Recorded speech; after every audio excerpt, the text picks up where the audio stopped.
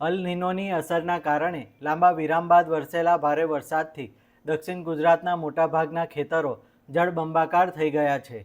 ખેતરોમાં ઘૂંટણસમાં પાણી ભરાઈ રહેતા કપાસ અને તુવેરના પાકમાં મૂળ સડી જવાની પ્રક્રિયા શરૂ થઈ ચૂકી છે, જેને લીધે પાક સંપૂર્ણપણે નિષ્ફળ જવાની શક્યતા વધી ગઈ છે.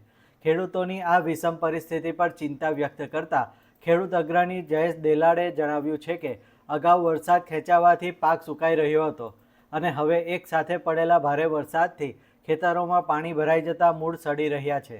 આ પરિસ્થિતિ ખેડૂતો માટે આસમાનમાંથી ટપક્યાને ખજૂરમાં અટક્યા જેવી બની ગઈ છે. આજે સમગ્ર દક્ષિણ ગુજરાતમાં ભારે વરસાદ થયો છે અને કારણે ખેતી પાકોને ભારે નુકસાન થયું છે. ખાસ કરીને કપાસ અને તુવેરના પાકને ભારે નુકસાન થયું છે. વધારે વરસાદને કારણે કપાસમાં ખૂબ જ વધારે પ્રમાણમાં પાણી ભરાયું છે, એટલે મૂળ સડી જવાનો પ્રોબ્લેમ થઈ રહ્યો છે.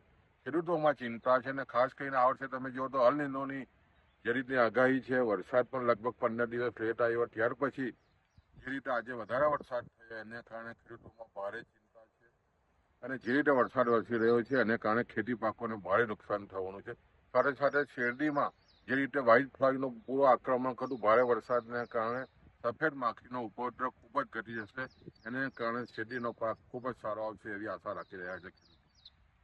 જોકે આ મુશ્કેલ સમય વચ્ચે શેરડીનો પાક લેતા ખેડૂતો માટે એક રાહતના સમાચાર પણ સામે આવ્યા છે.